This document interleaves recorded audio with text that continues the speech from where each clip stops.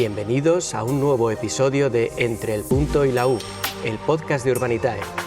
Un espacio en el que hablaremos de inversiones, emprendimiento y mucho más.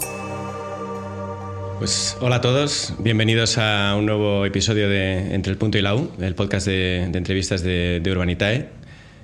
Como es habitual, hoy está a mi derecha Sergio Arana, que es nuestro director de Real Estate. ¿Qué tal, Gon? Pues aquí un día más. Encantados.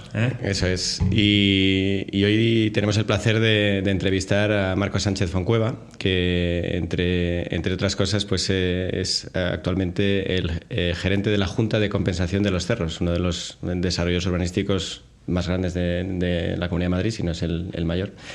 Marcos, muchísimas gracias por acompañarnos en este rato hoy. Bienvenido. Gracias a vosotros, muchas gracias por invitarme, un placer.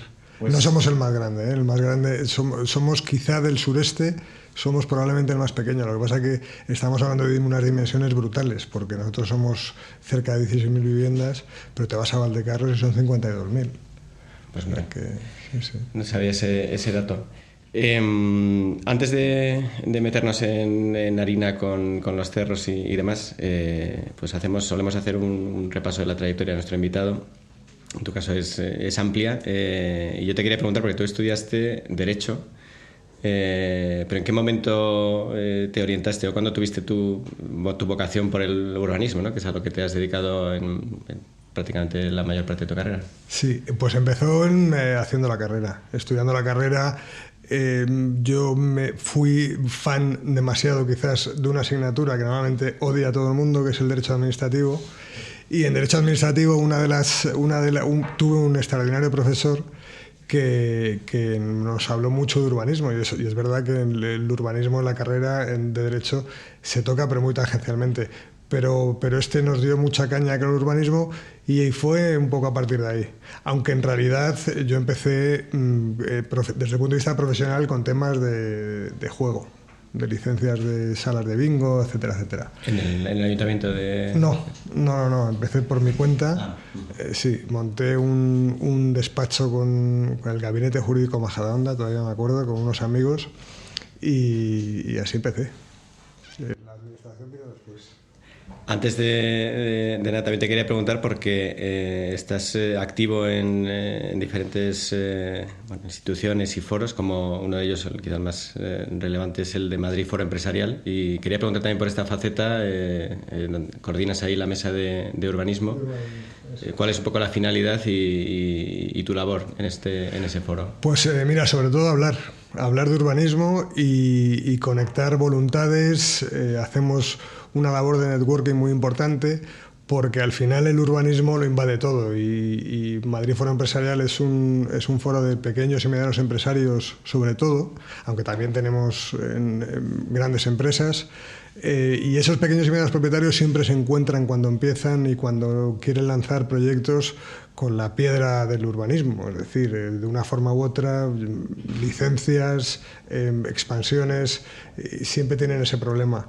Y lo que tratamos es de acompañarles en ese camino y sobre todo de influir hasta donde podemos, que no es poco, pero influir hasta donde podemos tratando con las administraciones, es decir, con las administraciones madrileñas, obvio, porque lo que hacemos es trasladarle a la administración cuáles son los problemas que se perciben desde la empresa y desde el pequeño y mediano empresario respecto al urbanismo, en general, la ordenación del territorio, en el caso de la Comunidad de Madrid, y les damos esa información que a ellos, que a la Administración le es esencial, porque es una información que no es una información sesgada, sino que es una información de primera mano, y con ello tratamos de influir a la hora o en la toma de decisiones, incluso en la elaboración de legislaciones y demás.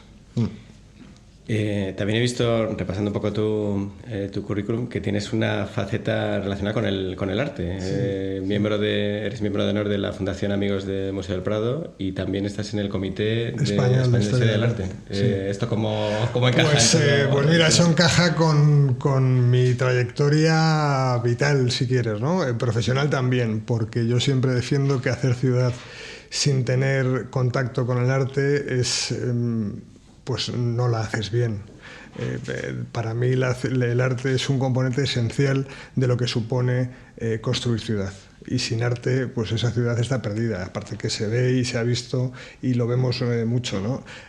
Afortunadamente ahora se está volviendo, los promotores y el constructor está volviendo a mirar a la arquitectura, como todo el mundo sabe, es una de las artes y está volviendo a considerar al arquitecto y a su proyecto no como ese coste que tienes que meter en una casilla de Excel y decir este coste lo tengo que soportar sí o sí, sino como una oportunidad para singularizar su proyecto y para hacer las cosas desde un punto de vista también de la estética, ¿no? Que es uno de los aspectos más importantes que trae la arquitectura. Pero en fin, mi historia con el arte es también una evolución, porque yo estudié Derecho, pero mi vocación siempre ha sido el arte, la arquitectura, la historia, etc.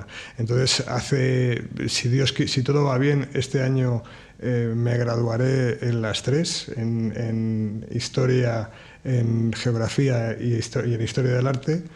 Y es un poco una mezcla de todo eso, ¿no? O sea, que te queda tiempo también para estudiar de vez en cuando. Me queda algo de tiempo, pero la verdad es que es sacrificado, ¿eh? Porque tienes que buscar el tiempo donde no lo tienes muchas veces. Y ahí están las noches, los fines de semana, que no lo puedes utilizar. ¿Y eso cómo lo haces? O sea, ¿cuándo empezaste? ¿Dónde? O sea, me parece increíble, ¿no? Estudiar sobre arte y leer sobre arte... No, pero el grado, o sea, ponerte a hacer un grado, una carrera, como decíamos en nuestra época, la carrera... Yo soy una persona que se dispersa con cierta facilidad a la hora desde el punto de vista intelectual. Entonces, yo me he dado cuenta, yo llevo leyendo sobre arte, estudiando sobre arte, pues desde antes de empezar la carrera o al mismo tiempo de que empiezas tus estudios universitarios, pero dije, o me centro o no hay manera. Entonces dije, ¿cuál es la forma de centrarse? Pues hacer aquello que quisiste hacer en tu día, que era o historia o bellas artes o lo que sea, centrarte ahora... matricularte, gradúate, que te den tu título y ya después sigues, pero por lo menos céntrate y dale una forma a todo eso. Poco, pues eso, no sé si decir una paranoia no de vejez, pero sí del adulto, pero nada, muy contento, ¿eh? La verdad es que es un complemento absolutamente maravilloso. El urbanismo, muchas veces nos fijamos en lo que tenemos y en lo que se está haciendo mal, cuando en realidad siempre lo que tenemos o lo que se ha hecho mal viene desde antiguo. O sea, la ciudad no es una evolución de hoy. Es verdad que hoy las cosas van a toda pastilla, van súper deprisa, pero esto es un producto de lo que hemos vivido hasta ahora, con lo cual, y ahí pues historia, arte, y en cuanto a la geografía, es un complemento del urbanismo absolutamente esencial también, con lo cual al final todo se amalgama ahí y tiene su sentido. Sí.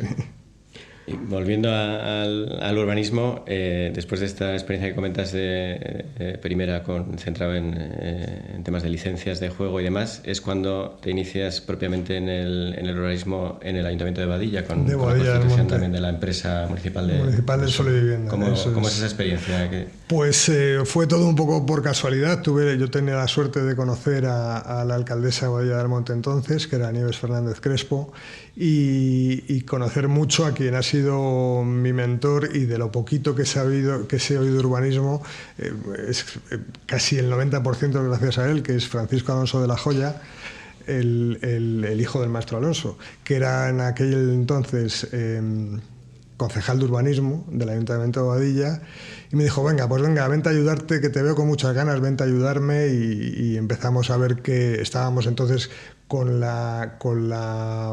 empezando con el Plan General de Boadilla del Monte, aquel que supuso el lanzamiento de Boadilla como una ciudad de primer orden de la corona metropolitana, y así fue. Y nos dimos cuenta de que había una bolsa de suelo extraordinaria por todo lo que era el desarrollo y el planeamiento urbanístico. Se había generado una bolsa de suelo extraordinaria a favor de propiedad del ayuntamiento, y que había que hacer algo con eso. Entonces constituimos la empresa municipal de suelo y vivienda. Después, si no me equivoco, pasas ya a Ferrovial Inmobiliaria en el año 2002, que era entonces una de las promotoras más relevantes, ¿no? de España. En un año, bueno, unos años, digamos, de gran expansión, entiendo, pero interrumpidos lógicamente por la crisis de 2008. Sí. Ahí estabas a cargo de la dirección de suelos, ¿no? de la promotora. ¿Cómo fue esa experiencia? Me imagino que la crisis impactó de lleno, estabas ahí hasta 2011. Sí. ¿Cómo fue esa evolución y cómo la viviste tú? Pues mira, la incorporación a Ferrovial fue también, no casualidad, pero fue una decisión muy, muy meditada el salir de la administración porque entendí que debía dar ese paso. Yo siempre digo, me llamó el capital y me fui detrás del capital. Y la verdad es que fue una experiencia extraordinaria. Ferrovial es una grandísima empresa. Yo siempre digo que es mi otra, pues es mi alma mater, ¿no? Profesional. Y empecé como jefe de área jurídica, porque fue para lo que me contrataron inicialmente, y pasó un poquito lo que pasó en Boadilla. En aquella época de bonanza, Ferrovial tenía mucho suelo y seguía comprando suelo, pero no había un departamento de suelo en Ferrovial Inmobiliaria. Y hablando con el director general entonces, con Álvaro Chaniz, dijimos, pues oye, vamos a hacer un departamento de suelo y tú lo diriges, y con todo ese suelo, ya con los delegados de área, con los gerentes de promoción, etcétera, pues empezáis a ponerlo en valor, ¿no? Porque hay mucho suelo y no puede estar ese suelo parado, porque, bueno, ¿qué os voy a contar qué es el suelo? O sea, el suelo para la larga vida del suelo es tremenda, pero hay que estar muy encima. Y luego efectivamente llegó la crisis y Ferrovial tuvo la brillantez, por decirlo de alguna manera, de vender su división inmobiliaria, y yo seguí en aquella división inmobiliaria, que fue cuando compró Habitat esa división inmobiliaria de Ferrovial. En 2006, ¿no? En 2006. Y llegó la crisis brutal, y con la crisis pues Habitat entró en suspensión de pagos.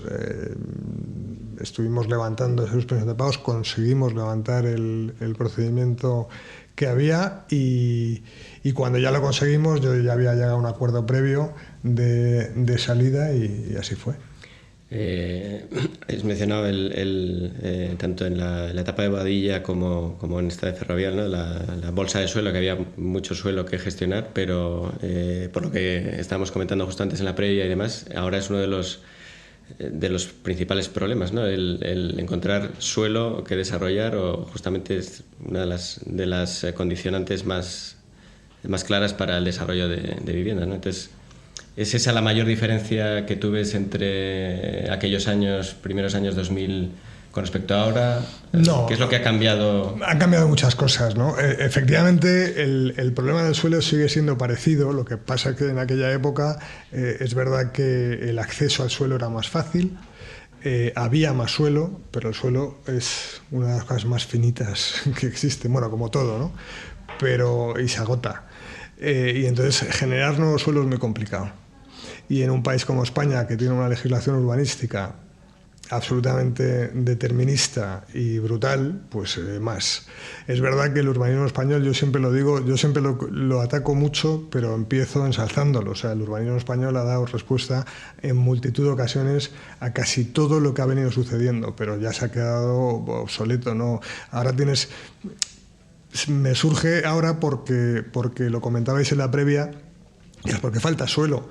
Pues mira, por muchas razones. La financiación, de la que luego hablaremos, es una, pero también lo cierto es que tenemos el Plan General de Ordenación Urbana, que hay muchos pueblos que no crecen porque son incapaces de poner a funcionar un Plan General de Ordenación Urbana. O sea, un Plan General es un instrumento que ha funcionado, ahora ya no funciona, pero por otras razones, pero que ha funcionado para generar suelo, pero las localidades que no son grandes y que no tienen recursos suficientes, en la elaboración de un plan general es un sacrificio que muy pocos regidores, cuando están en su puesto y cuando se plantean qué hago por mi pueblo, cómo lo hago crecer y tal, se dan de bruces contra la realidad. Y es que la elaboración de un plan general requiere de muchos recursos y estar muy dispuesto a hacerlo sabiendo además que probablemente exceda de su mandato, de su periodo de su legislatura,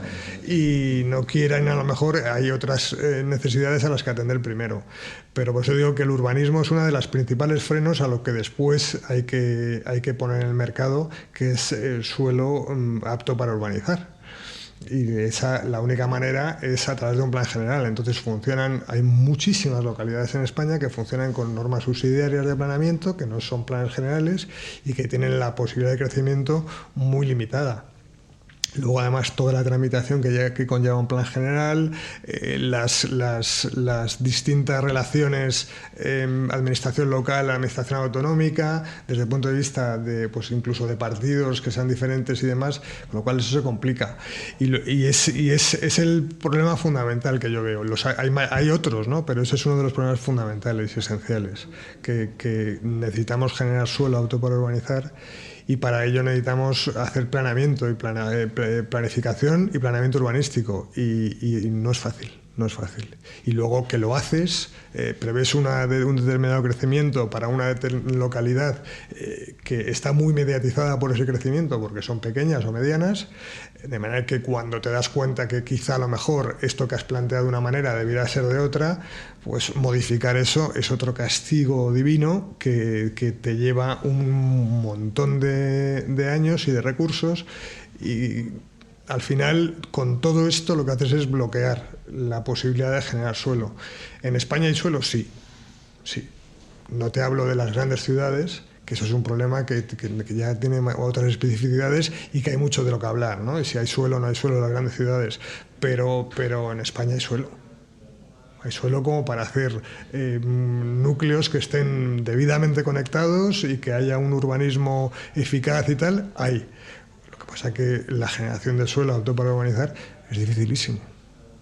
Pero, o sea, pensando en la gente que puede estar escuchándonos, ¿no? Y que a lo mejor no sepa de tanto de urbanismo, de inmobiliario en general, o sea, estamos todo el día, y lo hablábamos también con Miquel Echevarren en el anterior podcast, ¿no? Viendo titulares de hay una burbuja, no hay burbuja, no. De por qué cuestan tanto las casas, de por qué no hay suelo. Entonces, en lenguaje, digamos, de cualquier persona que nos pueda escuchar, dices, es muy difícil el planeamiento, pero ¿por qué? Dices, no hay financiación, pero no hay financiación. La financiación, que nosotros nos dedicamos a eso, va de la mano de la certidumbre. Es decir, si hay unos plazos más o menos previsibles y no hay riesgos jurídicos, entonces el capital acude. Está claro. Si tú un plan general que han tardado N años en elaborarlo, luego porque la gente de, no sé, medio ambiente lo impugnan y tumban todo el plan general, ¿quién va a comprar suelo para que sea desarrollado, no? O si una tramitación por parte de un ayuntamiento que se podría hacer en 2 años tarda 10, ¿quién va a jugarse su dinero, ¿no? En algo que puede... Exacto. Entonces, por no andar en la queja, digamos, ¿no? Que yo creo que los males están identificados y desde mi punto de vista, no sé tú qué opinas, el mal del suelo en España es un mal sistémico, o sea, no está lo cual ayuntamiento. En los sitios donde sí ha funcionado, tú has estado presente en grandes desarrollos de suelo en Madrid, ¿no? ¿Cuáles han sido las claves del éxito que serían replicables en otros sitios para que se pueda poner todo el suelo que en Madrid se ha puesto en carga? Hay 2 claves. Para mí la fundamental es la voluntad. Es así de sencillo. Bueno. La voluntad política de hacer que las cosas se generen. También es verdad que la clave del éxito muchas veces está en la resistencia. Por desgracia, en España la clave del éxito en el suelo y en el urbanismo está en la resistencia del propietario y del promotor. Porque esos grandes desarrollos, por ejemplo, en los que yo he tenido la oportunidad de desarrollar, San Chinarro, Valdebebas, son desarrollos que han estado 20 años también, ¿eh? O sea, piensa que, por ejemplo, los desarrollos del sureste, ha habido una voluntad política del equipo de gobierno actual y del equipo de gobierno de la anterior legislatura en ponerlo de verdad en valor, poner en carga ese suelo. Pero los desarrollos del sureste, que son más de 150.000 viviendas, ya estaban previstos y estaban pensados en el plan general del año 97. Quiero decir, para que te hagas una idea del espacio temporal que tienes que pasar desde esa concepción primera hasta que ves las primeras viviendas. Pasan décadas. Y es lamentable, pero es así. ¿Por qué? Porque tenemos una legislación urbanística que confunde el ser garantista con la instrumentalización absoluta y total de cualquier procedimiento urbanístico. Es decir, buscas la garantía, buscas evitar muchas veces la corrupción política, se puede hablar con claridad, es decir, la mayor parte de las trabas y del exceso de legislación es para evitar que nadie se pueda mancharse o nadie pueda tener la tentación de mancharse, y eso es así. Pero además después el asunto sectorial, o sea, cada paso que das en urbanismo implica a un montón de sectores, o sea, industrial, tienes que tener todos los servicios previstos, tienes que tener agua, o sea, son capítulos diferentes que se tramitan por su cuenta, o sea, se tramitan de forma independiente, aunque después se unan en uno, ¿no? Y todo eso, y cada uno con su información y con su aprobación y con su... Entonces todo eso empiezas a engordar y te encuentras con un plato que es absolutamente indigerible, o sea, que no puedes ni empezar a meterle mano. Y eso es lo que sucede. Clave del éxito, pues resistencia y voluntad, y después hacer las cosas bien. Entonces, en cuanto tienes la posibilidad, tienes que hacer las cosas muy bien y muy deprisa, y eso no es fácil. Yo tengo la experiencia de Los Cerros, Valdebeba, San Chinarro y otros ámbitos en otros lugares de España que lógicamente el promotor, el propietario, pide que en las ventanas en que tú puedes de verdad poner en valor todo aquello que se ha construido antes, pues lo hagas con mucha rapidez y de manera eficaz y con muchos recursos, pero eso tiene su complicación. Así que, ya te digo, pero fundamentalmente, por desgracia, sí, porque debieran de ser otras variables, pero yo creo que la variable más importante de la clave del éxito es la resistencia, fíjate. En el urbanismo en España, hoy por hoy, es así. Y el liderazgo, ¿no? O sea, tiene que haber alguien... Bien, por supuesto. La voluntad va de la mano de que haya personas concretas... Por supuesto. Que quieran impulsar ámbitos, etcétera, etcétera. Exacto, perfectamente matizado, porque no solo es la voluntad política, sino la voluntad del propietario del suelo, de los promotores, de sacar algo adelante, a base de sufrimiento y recursos, efectivamente. Has mencionado ya, ¿no?, tu experiencia primera, no sé, la primera en estos grandes desarrollos es en San Chinarro, que entonces comprendía el desarrollo de más de 13.000 viviendas, y yo quizás una pregunta, porque claro, yo veo esos números y me parecen completamente extraordinarios, ¿no? En Urbanitae, que estamos acostumbrados a ver promociones, ¿no?, de a lo mejor 100 viviendas. ¿Cómo se alinean los astros para decir, oye, está planeado aquí no 100 ni 200 viviendas, sino 14.000, con una inversión que puede ser de miles de millones? Has mencionado un poquito, ¿no?, y sobre todo el trayecto en el tiempo, ¿no? Pero ¿cómo se pasa de la idea a que eso efectivamente se haga? Pues ahí entra la otra clave del éxito que no hemos comentado ahora, y que para mí es la fundamental, no porque sea mi trabajo o a lo que me dedico, pero creo que es esencial y absolutamente determinante, que es la gestión. Es decir, gestionar, es poner de acuerdo a voluntades, poner de acuerdo a los promotores, a los propietarios del suelo, tratar de racionalizar todos los procesos que antes has sufrido, racionalizarlos para ejecutarlos en el menor tiempo posible, y poco más. Es decir, gestión y eficacia en la gestión. Y incluso desde el punto de vista de la comercialización, es decir, porque con estos nuevos desarrollos, al final, pues muchas veces lo que el futuro comprador o posible interesado, pues ves una maqueta, un proyecto que sabemos que puede demorarse mucho en el tiempo, ¿no? Entonces, eso como... la comercialización es absolutamente esencial, porque es donde tú vas a mostrar aquellos que van en su día a venir a vivir al nuevo barrio, tú vas a mostrar qué es lo que quieres hacer, cómo lo vas a hacer y por qué lo vas a hacer como lo vas a hacer. Y para mí eso es un aspecto absolutamente esencial. Yo siempre he tenido la suerte de estar rodeado de los mejores en cuanto a la gestión comercial y al marketing y a la venta de tu producto, porque al final es un producto más. Entonces, esa comercialización tiene que ser una parte muy importante de la gestión, que tiene que estar, eso sí, separada del promotor.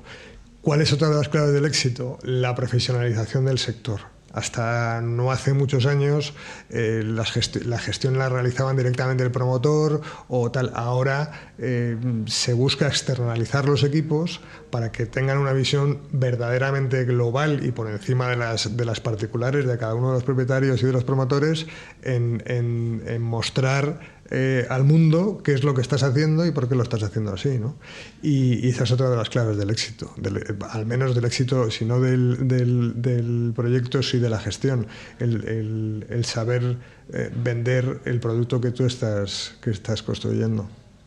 Y para asegurar que alguien que nos escucha que es consciente porque lo ha vivido o porque simplemente lo lee en los medios, ¿no? La dificultad de acceder a una vivienda en Madrid, digamos que su futuro pasa por este tipo de desarrollos, no iba a decir en la periferia, pero bueno, más alejados. Es, digamos, el único recurso, el único sitio en el que cabe la posibilidad de desarrollar, pues has mencionado, son 150.000 viviendas, ¿no? Entre todos estos desarrollos. Donde hay suelo. Es verdad que, por eso te decía que os comentaba antes que el sureste, los desarrollos del sureste ya están previstos desde hace muchos años. O sea, piensa que en el Plan General del 97 ya los contempla.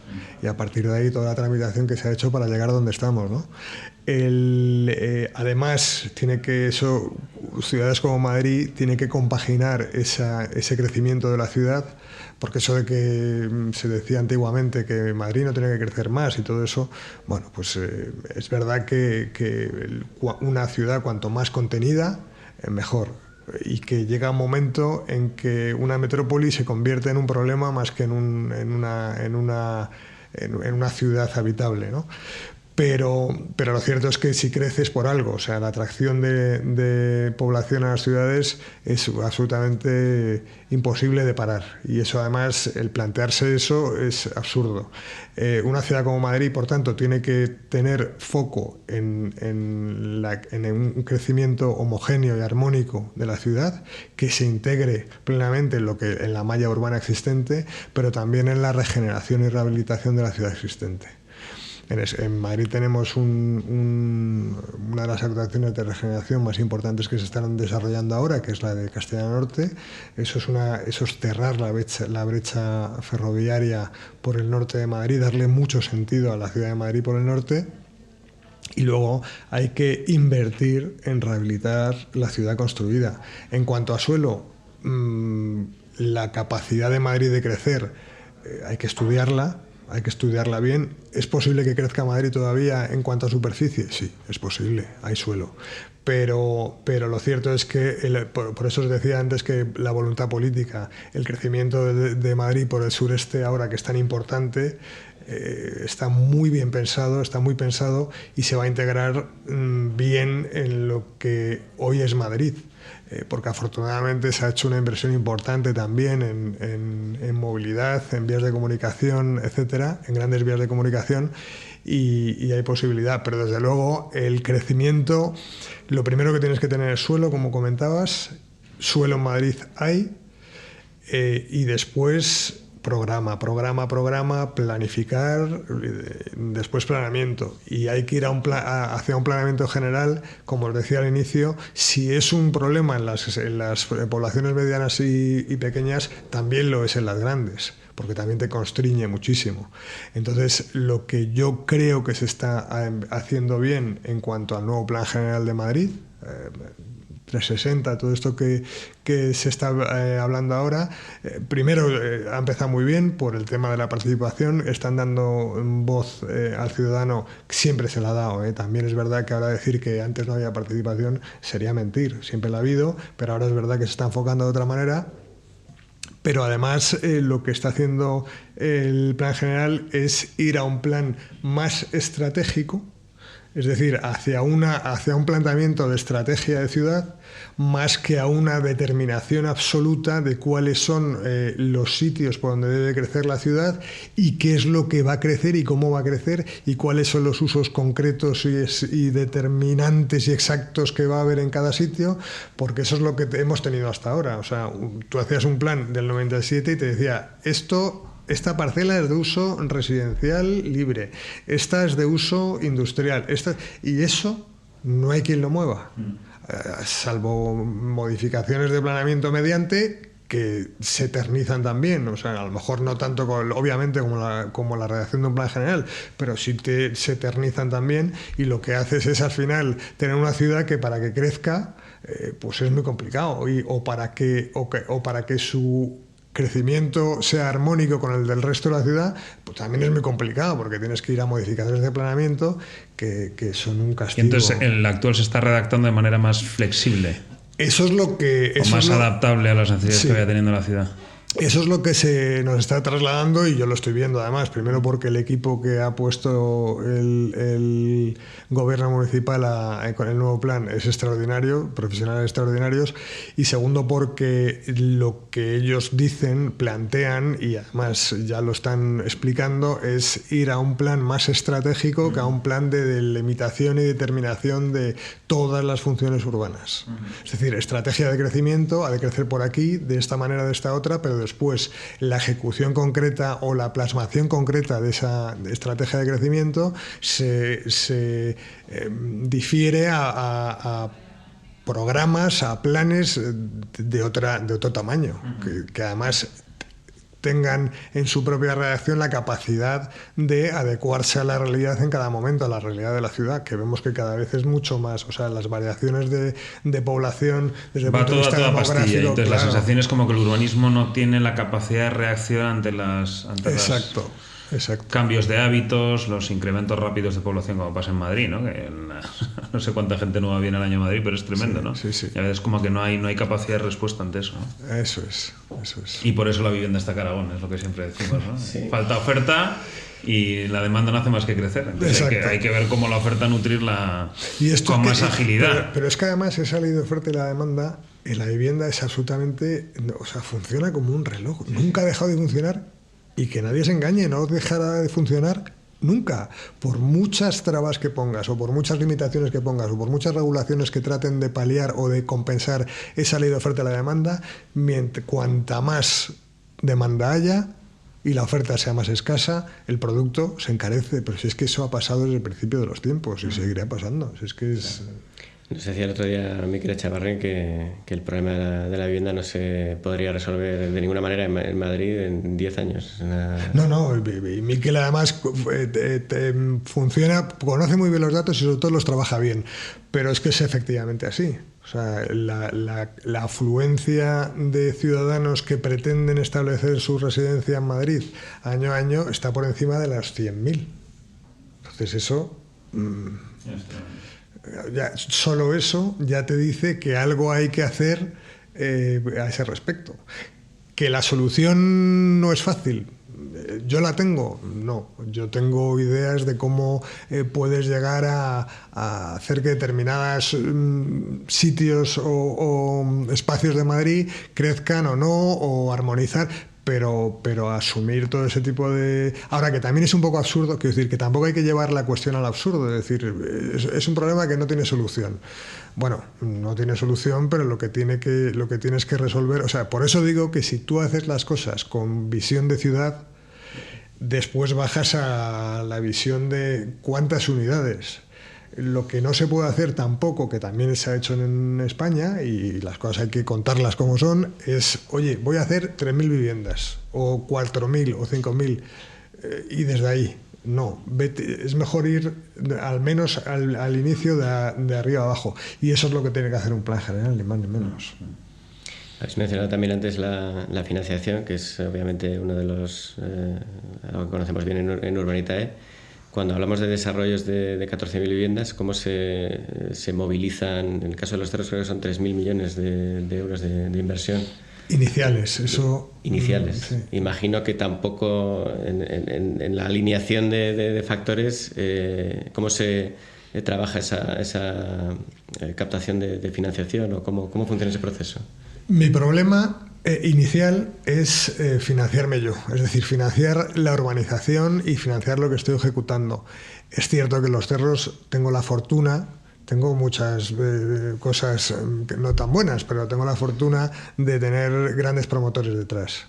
Entonces, la financiación de la urbanización es más sencilla porque tienes grandes promotores que saben cuáles son, que tienen buena gestión y buena programación de recursos y de resultados y te van surtiendo, por decirlo de alguna forma, de esos recursos que tú necesitas para terminar la urbanización y que se implanten las viviendas, ¿no? Es verdad que los recursos no son infinitos. Y que es verdad que las peleas, porque claro, cuando un gestor urbano, su obligación es pretender hacer lo mejor posible la ciudad mejor posible, con la mayor calidad posible. El promotor llega donde llega, en fin.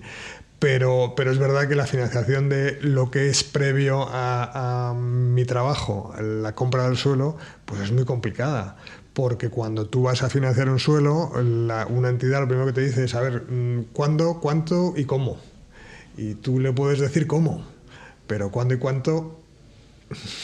Claro, eso es muy complicado, ¿no? Entonces, y luego la financiación de las promociones, pues es más sencilla, pero entre comillas la palabra sencilla, porque financiar una promoción todo el mundo sabe que tampoco no es una cuestión fácil. Pero financiar el suelo es muy complicado, porque con la compra del suelo es una compra de riesgo muy difícil de medir. Yo no digo que sea mucho o poco riesgo, pero es muy difícil de medir, porque cuando a ti te dan dinero y esperan un retorno, pero tú no sabes o no tienes capacidad para asegurar que el retorno se va a producir en determinado momento... Pues... A mí, sobre todo, corrígeme si me equivoco, pero me parece más difícil de financiar todo lo que sucede antes de que el proyecto de urbanización esté aprobado. O sea, aunque luego urbanizar es caro, pero ya hay más, volvemos a lo del principio, ya hay más certidumbre de plazos. Exacto. Y además en muchos casos se puede hacer a la vez la urbanización, que para quien no entienda qué es la urbanización es poner básicamente aceras y farolas, ¿no? Todo lo que va por debajo. Eso es. Ahí hay más certidumbre de plazo, pero hasta que se llega a aprobar el proyecto de urbanización y también el de reparcelación, etcétera, ahí pueden pasar 10, 15, 20 años, que a mí eso me parece infinanciable, sinceramente, porque es muy difícil. Hay incertidumbre temporal y jurídica. Y dices, no, que lo paguen los pequeños propietarios, porque normalmente muchas bolsas de suelo históricamente están en manos de pequeños propietarios. Pero, y si no quieren o no pueden, claro, ¿y qué hace el ayuntamiento? Nada. Al ayuntamiento hay que darle su parte del aprovechamiento que le corresponde por ser ayuntamiento, ¿no? Entonces yo creo que ahí se producen en muchos sitios unas situaciones de bloqueo, porque nadie tiene ni voluntad, ni liderazgo, ni paciencia, ni capacidad económica para impulsar eso. Entonces yo sí que creo que hay suelo, como decías tú antes, suelo susceptible de terminar siendo suelo urbano, en el que se puede edificar. Lo que no hay es recursos para ese suelo, llevarlo hasta la aprobación del proyecto de urbanización. Sin duda. Porque además hay unos costes de planeamiento y tal que son tremendos, ¿no? Son jurídicos, de estudios de arquitectura y tal, que eso es mucho dinero. Es importante, son recursos importantes. Y a mí me parece que hay una laguna en nuestro sistema urbanístico que dices, no, que lo pongan los bancos, pero si es que a lo mejor quedan un préstamo a 20 años. Claro. ¿No? Y un préstamo a 20 años que es que es absurdo, quiero decir, es llevar las cosas al absurdo. Cuando tú pides dinero para comprar un suelo es porque vas a hacer una promoción con tantas viviendas, tanto tal. Entonces, el periodo de generación del producto final es tan incierto que yo lo entiendo perfectamente, como dices tú, infinanciable. Bueno, ahora empieza a haber vehículos que se van especializando en ese tipo de financiación, ¿no? Pero es muy complejo. Porque... Pero van a pedir certidumbre, entonces o los ayuntamientos pasan por el aro y las comunidades autónomas, o si no, esos vehículos durarán una vuelta, o sea... Exacto. ¿No? Y lo vemos cada poco, que efectivamente duran una vuelta, algunos dos, pero poco más. Pero esa certidumbre te la tiene que dar el urbanismo y hoy no se tiene. Y esa es una de las modificaciones, no de las modificaciones, de los cambios sustanciales que son necesarios en el urbanismo español. Y que hoy por hoy... y los responsables lo ven, o sea, porque digo, aquí creo que Madrid, como en tantas otras cosas, creo que es un poco oasis en ese sentido. Sí, lo es, indudablemente pero en el resto lo de es. España, digo, ¿la gente está con esta música en la cabeza o no? No. Las cosas como son. Yo lamento tal, pero en el resto de España, hoy por hoy, nadie tiene la suficiente visión como para saber, o sea, como para querer cambiar las inercias de una forma de trabajar y de un urbanismo que, insisto, ha sido extraordinario, ha hecho mucho en España, pero hoy por hoy es más un freno que una ayuda. Y entonces hay muy poco político que tenga, yo no quiero decir la valentía, porque no, parece que le estás llamando cobarde si no, y tampoco es mi intención, pero que tenga el arrojo de decir, pues efectivamente esto tiene que crecer, si tiene que crecer tengo que ser consciente de cuáles son los elementos que influyen en el que quiere invertir, por qué quiere invertir, cuándo y demás, y poner las facilidades si quiero que esto se produzca para que se produzca. Y para eso nos queda mucho. Está cambiando, ¿eh?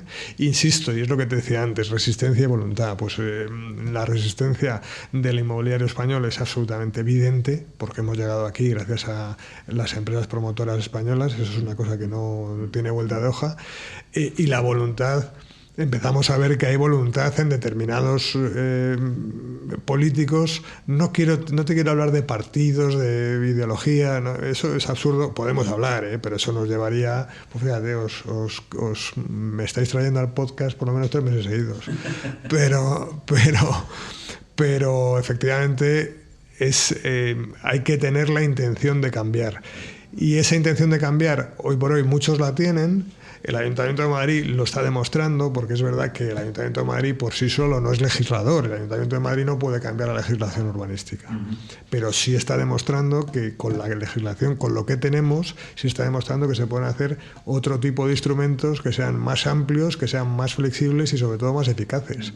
Ahora, tú lo has dicho, es bastante oasis. Es bastante oasis, y yo te lo digo desde mi experiencia, no porque lo intuya, porque yo, como cuando comentábamos antes mi trayectoria en Ferrovial, yo he trabajado mucho en Andalucía, mucho en Cataluña. De hecho, en el norte también, pero mis 2 principales responsabilidades cuando estaba como responsable de área jurídica eran Andalucía, Madrid y Cataluña. Esas eran las 3 comunidades que tenía, y he visto muchas cosas, y he visto que esas cosas no han cambiado. Y te estoy hablando es que ya no me acuerdo de las fechas, tú porque las tienes ahí y te las has apuntado. No me acuerdo yo en qué año estaba yo en Ferrovial, en qué año entré, 2002 has dicho, ¿no? Sí. 2002. Pues fíjate que estamos en 2025 prácticamente y no han cambiado. No. O sea, y lo que ha cambiado a peor. Porque esos asuntos sectoriales que os comentaba han crecido hasta el infinito. Con lo cual, pues es complicado. Hoy por hoy es complicado. ¿Hay intención? Sí. ¿Que va a cambiar? Yo estoy seguro. Bueno, vamos a ver cuándo.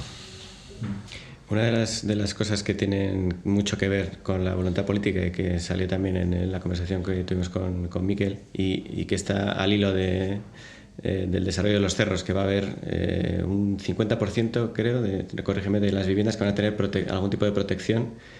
Eso depende, no sé si al 100%, de las decisiones de las administraciones y de que esas viviendas con protección sean económicamente viables para quien tiene que desarrollarlas, ¿no? Exacto. Tú planteas primero cuáles son o cuál es el rango o el volumen de vivienda protegida que vas a promover en determinado desarrollo. Luego eso lo puedes cambiar, instrumentos para aumentarlo y demás, nunca para bajarlo, pero sí puedes aumentar el volumen y demás. Y a partir de ahí a trabajar. La vivienda protegida, lo estás diciendo tú, o sea, lo que no puede hacer un promotor es perder dinero, porque eso es absurdo. Y el promotor lo que sí pretende es que con su vivienda libre y su vivienda protegida ir trabajando para ir, obviamente, ganando dinero, que para eso es para lo que está un promotor inmobiliario. Y a partir de ahí, lo que sí ha cambiado afortunadamente es el precio del módulo, que la Comunidad de Madrid lo ha subido un poquito. ¿Hubiera sido deseable otro tipo de modificación o ser un poquito más tal? Pues quizá, pero esto es suficiente para que al promotor le vuelva a interesar hacer vivienda protegida.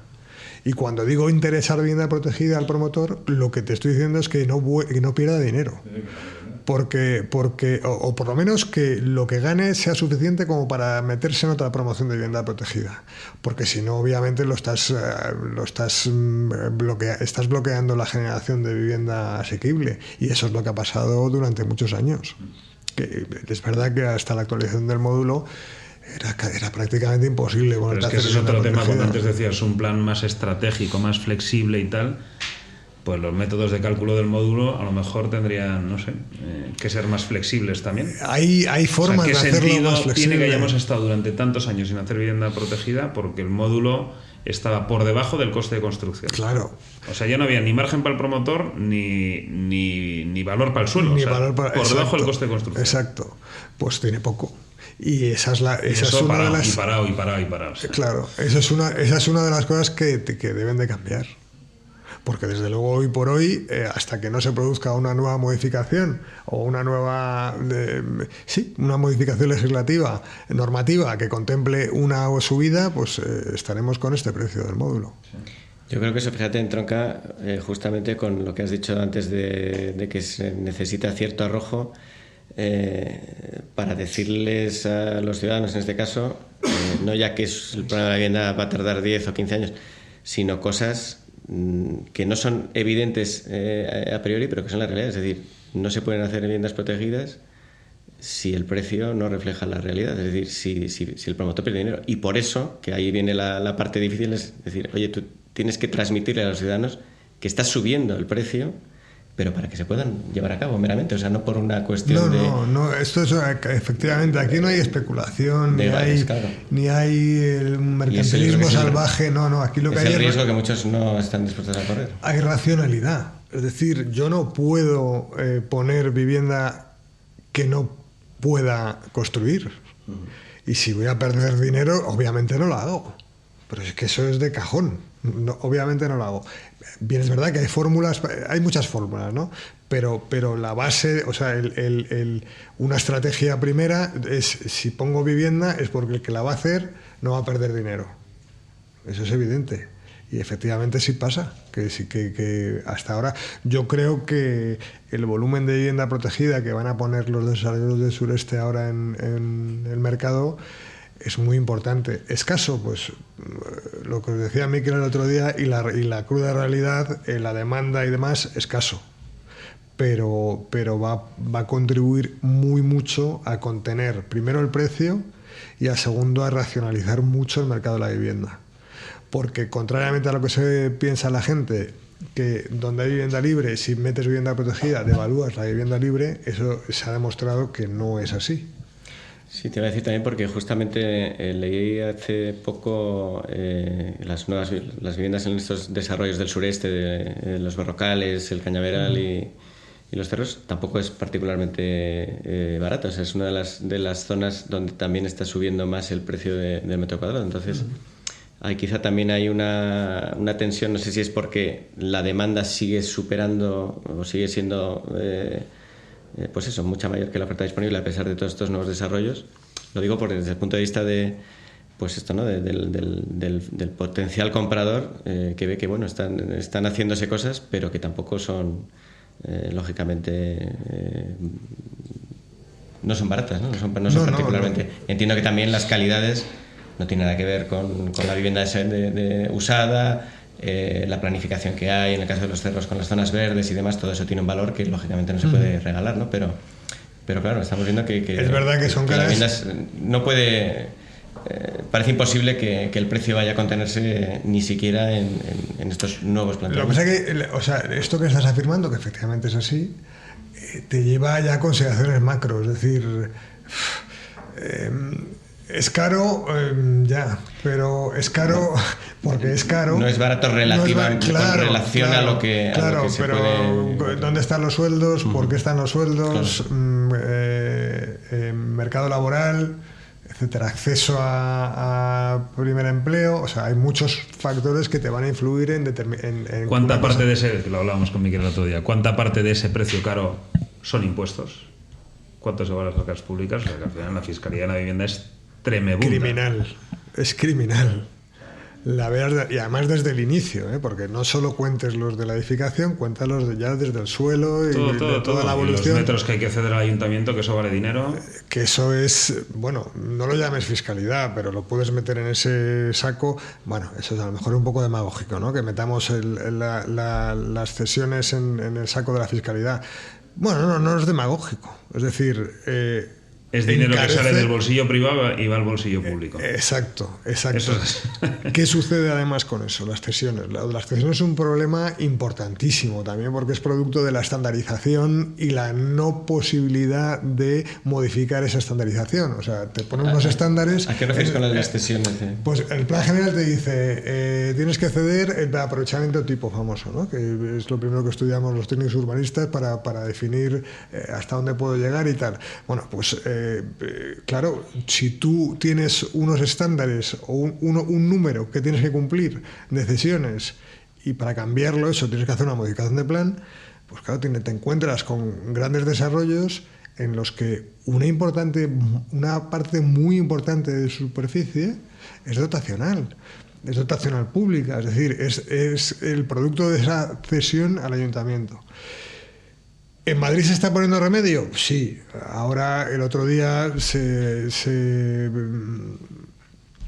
presentaba el plan que mediante los derechos de superficie va a poner vivienda protegida en el mercado del ayuntamiento y tal y cual, que es lo que hay que hacer, combinar derechos de superficie, promoción directa por la empresa municipal de la vivienda, etcétera. Todas las fórmulas, combinarlas y poner en valor la vivienda protegida. Pero es lo que tiene, o sea, tú la vivienda protegida, hacer vivienda protegida es complicado y luego el que esa vivienda protegida la pongas en el mercado es más complicado.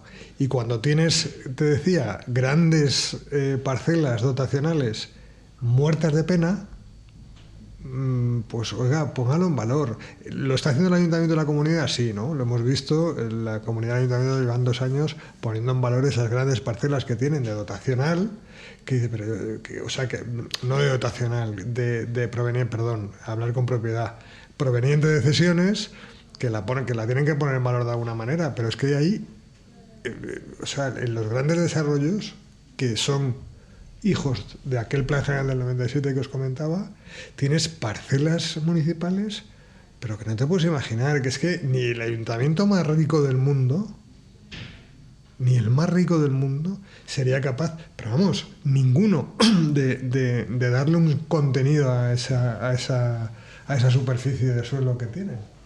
Y en esos suelos, quiero decir, porque los oyentes también lo entiendan, son parte de ese desarrollo en el que los actores, digamos, privados no pueden hacer nada, son propiedad del ayuntamiento, de la administración que sea, que es al que compete desarrollarla, pero no lo hace. Y ahí no podrían... Pero no lo hace pero no te creas que es por algunas administraciones locales por ineficacia absoluta. Pero en general no es porque no quieran, es porque no tienen dinero.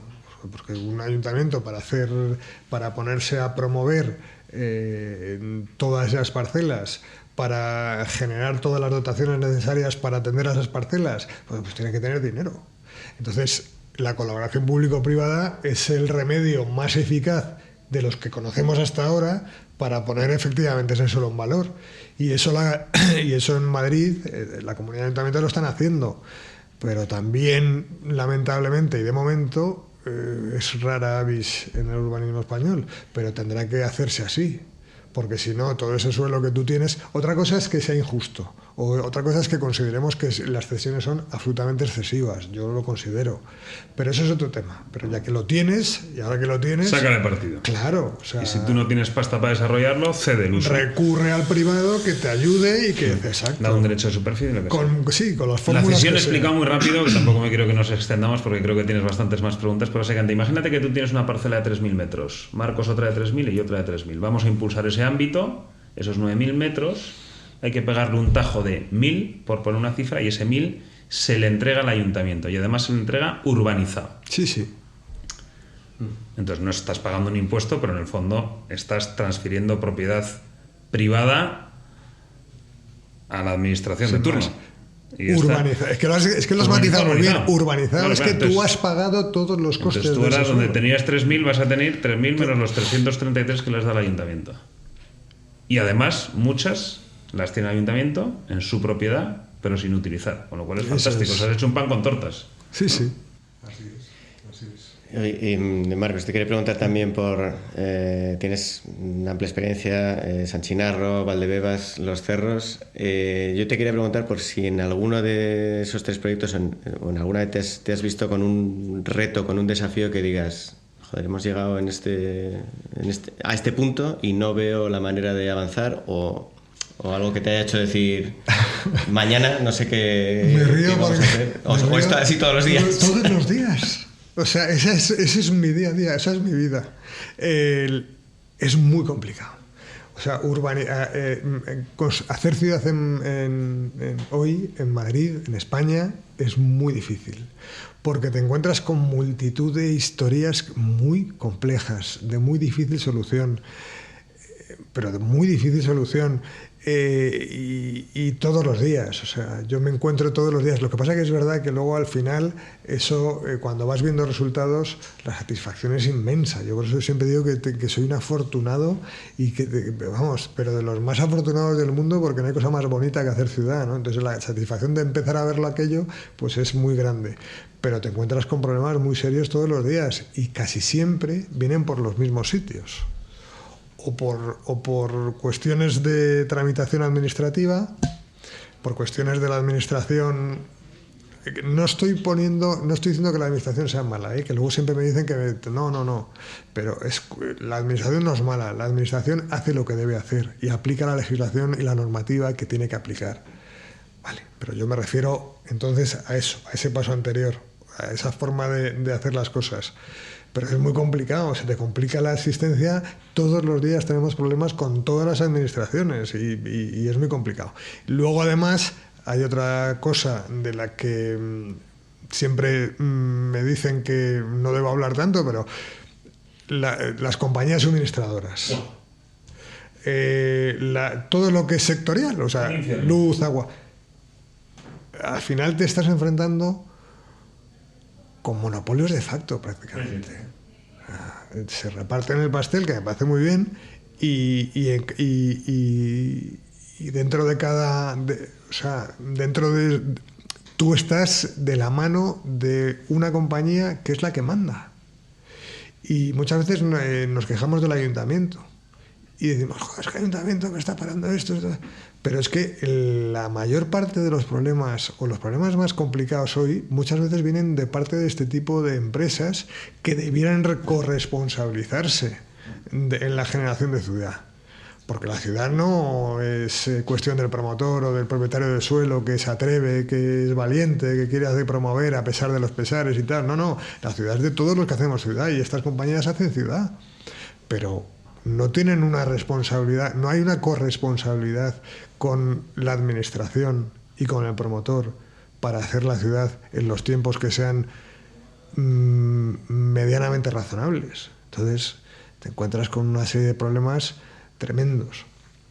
Luego, pues la ejecución de obras de urbanización, pues muchas veces es muy compleja. Es verdad que cada vez es más sencillo porque cada vez tienes más mecanismos para saber qué es lo que hay de verdad en lo que vas a urbanizar, pero otras veces es más complicado preverlo y te encuentras de todo, ¿no? Y luego pues, estás ejecutando, tienes unos programas de ejecución de urbanización, te das cuenta que de repente empiezas a acumular retrasos, un año de mucha pluviosidad, ojalá fueran todos, ¿no? Pero o yo qué sé... Aparecen 4 piedras de la época de... sí, por ejemplo. O ahora tenemos un problema brutal y además con una solución muy complicada, no lo sé cuál es, pero tenemos un problema brutal con la mano de obra. Tenemos un problema importantísimo con el crecimiento desmesurado y disparatado de los precios de materiales. No podemos decir siempre, no podemos estar echándole siempre la culpa a la guerra de Ucrania o a tal. Es verdad que tenemos una situación geopolítica que todo eso lo agrava, ¿no? Pero también es verdad que hay problemas que son, pues eso, derivados casi todos de lo mismo. Así es que, por resumírtelo, porque es que es lo mismo, o sea, esto nos da para hacer...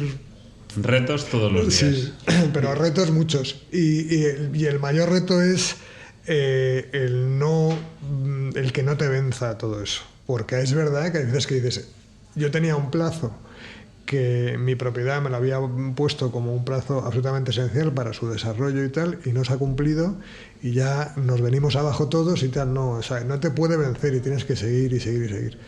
Pero bueno, es muy bonito también, te diré que no... Yo te iba a preguntar también, porque lo has mencionado antes y he visto que también forma parte de lo que se está haciendo en los cerros y demás, que es eso de la participación ciudadana, que yo no sé en el desarrollo o en la ideación. Yo leo esto y temo casi que vaya a ser más un freno que... O sea, ¿cómo se da voz a la ciudadanía en esto? No lo es. Si no se la das ahora, o sea, si no se la das cuando vas a hacer la ciudad en donde va a vivir, estás condenando tu propio resultado. Es decir, los tiempos en que se hacía el urbanismo, por ejemplo, te pongo un ejemplo, por el arquitecto, el ingeniero y el abogado, se ha terminado. O sea, ya no puedes hacer urbanismo así. Tienes que tener sociólogos, tienes que tener geógrafos, tienes que tener paisajistas, tienes que tener multitud de profesiones que te ayuden a que ese producto que estás generando sea un producto completo, un producto global y que sirva, y que además cumpla con una serie de parámetros cada vez más estrictos, lo cual nos parece muy bien a casi todos los gestores urbanos, que es la sostenibilidad, etcétera. Entonces, se me ha ido la... No, la participación ciudadana. ¿Cómo se articula? Perdonadme, que tanto hablar al final se me va secando el cerebro. Es una cosa... No, perdonad. Que la participación ciudadana, a ver, absolutamente esencial, porque cuando tú generas ciudad, ¿cómo lo haces? Pues hablando con ellos. Siempre hay asociaciones de vecinos, se generan enseguida. El asociacionismo es una muy buena herramienta para hacer las cosas bien, aunque puede parecer lo contrario, que pueda parecer que te pueden entorpecer o ralentizar. Te aseguro que si lo haces desde el principio, lo haces bien, lo enfocas bien y enfocas determinadas mesas, les preguntas sobre aquello. Hombre, no te digo que la participación ciudadana sea decir, oye, hay que hacer esto porque lo digo yo, o porque lo dice esta asociación de vecinos que se ha tenido esta ocurrencia, no. Pero tienes que darles la capacidad de ver qué es lo que estás haciendo tú y por qué lo quieres hacer, y que ellos muchas veces te dan muy buenas ideas y te dicen, oye, pues yo creo que esto en lugar de hacerse así, debería hacerse de esta otra manera y tal. Entonces, si tú los integras en la ejecución, en la formulación y la ejecución de la ciudad desde el principio, pues vas a avanzar más deprisa. O sea, el resultado es... Parece poco creíble, ¿eh? Yo entiendo que muchas veces hay mucha gente que no lo cree. No, porque las asociaciones de vecinos, eso es una locura, eso es como una comunidad de propietarios, como tal. No, bueno, pero es que ahí está el gestor para saber enfocar e integrar todo ese proceso participativo de manera que sea verdaderamente eficaz, no que sea eso una comunidad de propietarios en la que cada uno va a decir lo que se le ocurre y cuando se le ocurre.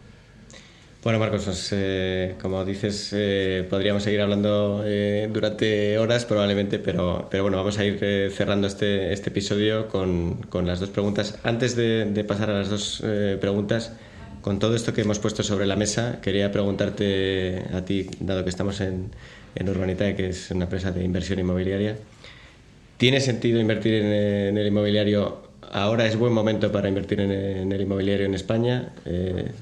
¿Cómo la ves? Yo creo que sí lo es, porque toda inversión... Me voy a permitir, si me permitís,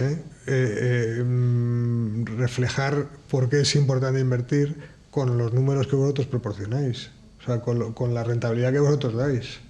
O sea, si yo invierto en un producto del cual voy a tener una rentabilidad anual superior al 10, 12, 15%, 17% he visto que dais en algunos productos, pues hombre, yo creo que eso ya se explica por sí solo, ¿no? Luego, invertir en inmobiliario desde el punto de vista tradicional también es un valor refugio. La gente se mete con... O sea, ¿por qué tiene de malo que el inmobiliario sea un valor refugio? Me pregunto yo. No, es que eso es un valor refugio. Claro, todo el mundo al ladrillo, al ladrillo. ¿Y qué tiene de malo? No, es que en otros países de Europa no se hace. Bueno, y aquí sí. ¿Y? Los países de Europa cenan a las 6 de la tarde. Exacto. O sea, es que sitio tiene sus hábitos. Claro, es que en otros países de Europa son más inteligentes porque se van más por el alquiler. Bueno, ¿y? O sea, ¿qué tiene de malo que España esté más enfocada en la propiedad? Aparte que es una cuestión coyuntural, pero bueno, en fin. Pero yo creo que la inversión en inmobiliario siempre es una inversión bastante segura, muy rentable en función de cuál sea lo que escojas para invertir, y muy sencilla de entender. Muy sencilla de entender. Es verdad, por ejemplo, si me preguntas, a mí me entusiasma, es una cosa que me fascina, el tema del equity es una cosa que me fascina. O sea, eso de ser socio de un promotor y tal, pues es una cosa, precisamente por mi trabajo, que me fascina, ¿no? Quizá yo no lo haga, o también porque tengo la capacidad económica que tengo, o por cobardía, no lo sé, pero no lo descarto, pero a mí la inversión en equity me parece una inversión que, a poquito que sepas leer la realidad, las rentabilidades son absolutamente... merece la pena el riesgo, ¿no? En todo caso, siempre tenemos que recordar a nuestros oyentes que la clave está en la diversificación, por más que el inmobiliario y Urbanitae en concreto pues sea una opción muy recomendable. Las rentabilidades hasta la fecha están siendo buenas. En el futuro no se pueden garantizar, aunque desde luego nosotros pensamos que seguirán siéndolo, y obviamente tenemos que recordar que, por más que en España haya mucho arraigo, ¿no? Siempre es una buena idea no centrarse en un solo sector, ¿no? Aunque sea el inmobiliario. Ya quería pasar a las dos preguntas de cierre, que la primera entronca directamente con esto, que es ¿cómo invierte Marcos Sánchez Concueva? Pues mira, yo te voy a ser honesto, porque yo podría aquí decirte 40 cosas, pero esa es la idea, bueno, sí. Pero yo soy muy no tradicional. Es bueno decir, es mejor, prefiero decir tradicional a decir mayor, ¿no? Pues mucha gente cuando llega a esta pregunta dice, no, yo es que soy muy sencillo, pues yo creo que eso es una virtud también cuando estamos hablando de inversiones, casi yo la inversión es muy tradicional. Invierto en propiedades que conozca desde el principio en su recorrido y cuál va a ser aproximadamente el periodo en que tengas que invertir para renovar. Siempre busco hacer algo con mis hermanos, pues lo de siempre, ¿no? A lo mejor en Asturias, pues invertir en la propiedad de un familiar que quiere reformar o tal, pero es ese tipo de inversión. No he dado un paso que he estado tentado de dar muchas veces, pero al final entre la escasa capacidad para saber qué va a pasar con el dinero y la prisa, pues no me lo planteo. Pero bueno, oye, todo se andará. Todo se andará. Bueno, y la segunda y última pregunta que te queremos hacer es pues que nos recomiendes una película, un libro, un podcast, algo que hayas visto o leído últimamente y que pues digas, oye, yo creo que deberíais... De libros, bueno, yo os puedo recomendar libros, pero la verdad es que como estoy donde estoy, metido académicamente, como os he comentado, y luego mi trabajo diario y demás, pues los libros leo muy poca ficción, porque no me da tiempo. yo lo siento, pero no me da tiempo a leer toda la ficción que me gustaría, aunque hay muchos autores que me gustan, pero no. Y ahora me estoy volviendo a releer Urbanismo y desigualdad social, de David Harvey, que este es un tipo muy curioso, aparte de brillante, pero que transita del liberalismo, es un libro que ves cómo transita él del liberalismo a la socialdemocracia, al marxismo, vuelve a la socialdemocracia para terminar otra vez en el liberalismo. Entonces es muy curioso de ver y de leer, porque ves como un tío brillante que conoce tan bien el urbanismo, cómo te lleva por todo eso para decir... ¿Dónde está la bondad? ¿Dónde tiene que estar el urbanismo, ¿no? Y en cada uno de los sitios advierte cosas buenas, ¿eh? Y luego, a ver, por ejemplo, una series, yo soy muy seriófilo, pero también cuando tengo tiempo, hay dos que son absolutamente imprescindibles, que es Breaking Bad y Peaky Blinders. Esas dos series, el que no las haya visto tiene que verlas. Y últimamente, la última que he visto, que ahora las veo cortitas, claro, porque Peaky Blinders y Breaking Bad son series largas, y ahora las veo cortitas porque es la forma de ver una serie de verdad y no estar un montón de tiempo viéndolas. He visto una de Nicole Kidman, que es una mujer que me fascina como actriz, como mujer ya la pobrecita mía la han destrozado, pero sigue siendo una actriz extraordinaria, que es La pareja perfecta, y que recomiendo. Es así de suspense y tal, facilita de ver, son 8 episodios creo. Y luego música, que la gente escuche mucha música, que la música es fantástica. Y arte, que la gente vaya a los museos, que eso te da otra visión del mundo. Muy bien, Marcos, pues nada, tomamos buena nota. No sé si el libro de Urbanismo y Desigualdad será para los no iniciados una lectura sencilla. Es un poco dura. Pero igualmente lo anotamos y yo por lo menos le echaré un vistazo a ver si puedo con ello. En todo caso, pues vuelvo a agradecerte tu presencia aquí hoy. Un placer. Sé que tienes muchas cosas que hacer y hoy, esta mañana también, pues has tenido la mañana ajetreada y aún así has logrado encontrar un poquito para venir, así que muchísimas gracias. Un placer. Sergio, gracias otra vez. Gracias a ti, Gonzalo, por preparar los podcasts, son muy interesantes, y a Nacho, que está detrás de las cámaras, por montar todo esto, grabar, editar, etcétera. O sea que... Muy bien. Pues nada, muchas gracias a todos y nos vemos en el próximo episodio de Entre el Punto y la U. Gracias. Muchas gracias. Gracias.